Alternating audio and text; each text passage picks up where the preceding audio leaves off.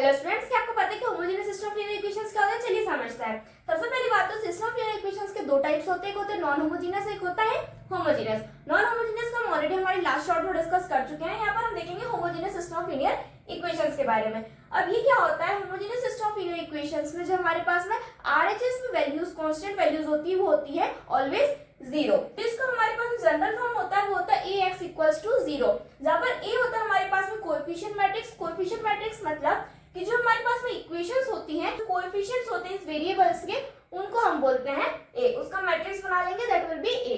Then x हमारे पास में होता है column matrix of the variables. जो भी हमारे पास में वेरिएबल्स होते हैं उसका हम कॉलम मैट्रिक्स बनाते हैं। देन जीरो तो हमारे पास में जीरो ही होगा। उसके बाद में यहाँ पर हमारे पास में एक नोट होता है कि जो हमारे पास में होमोजेनियस इक्वेशंस होती हैं वो हमेशा क्या होती हैं?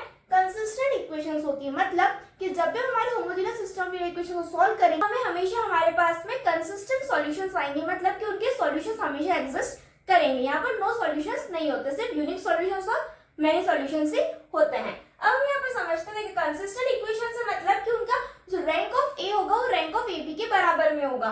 ठीक है, यहाँ पर रैंक ऑफ ए और रैंक ऑफ ए बी हम नॉन होमोजेनियस में क्या लिखते थे? यहाँ पर जो हमारे पास में बी की वैल्यू होती है, बट यहाँ पर क्या है हमारे पास में जीरो है।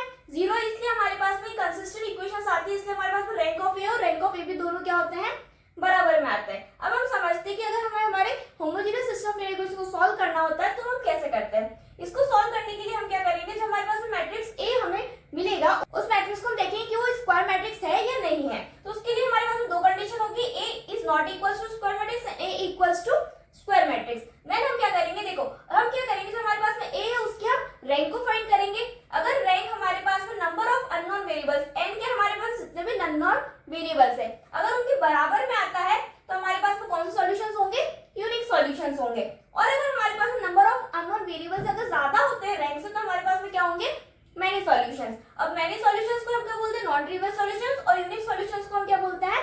Trivial solutions. अब वैसे अगर हमारे पास में ए जो होगा वो स्क्वायर मैट्रिक्स होता है तो हम क्या करेंगे? डिटरमिनेंट को कैलकुलेट करेंगे। अगर डिटरमिनेंट हमारे पास नॉट इक्वल्स टू जीरो आ रहा है मतलब क्या है?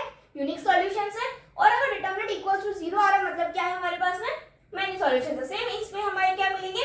यूनिक को हम ट्रिवियल बोलते हैं और मेनी को हम क्या बोलते हैं?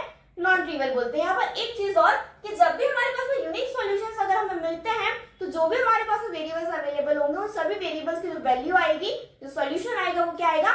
जीरो के बराबर में आएगा। मैंने इस टॉपिक के ऊपर डिटेल वीडियो बनाया है जिसमें मैंने चारों टाइप्स के ऊपर एक एक एग्जांपल्स को भी सॉल्व करा है। तो अगर आपको इस टॉपिक का फुल एक्सप्लेनेशन चाहिए विद एग्जांपल्स तो इसकी डिटेल वीडियो का लिंक डिस्क्रिप्शन में वहां से आप उसको देख सकते हैं। और इस टाइप के एग्जाम ओरिएंटेड कंसेप्ट के चैनल को सब्सक्राइब करना ना भूलें।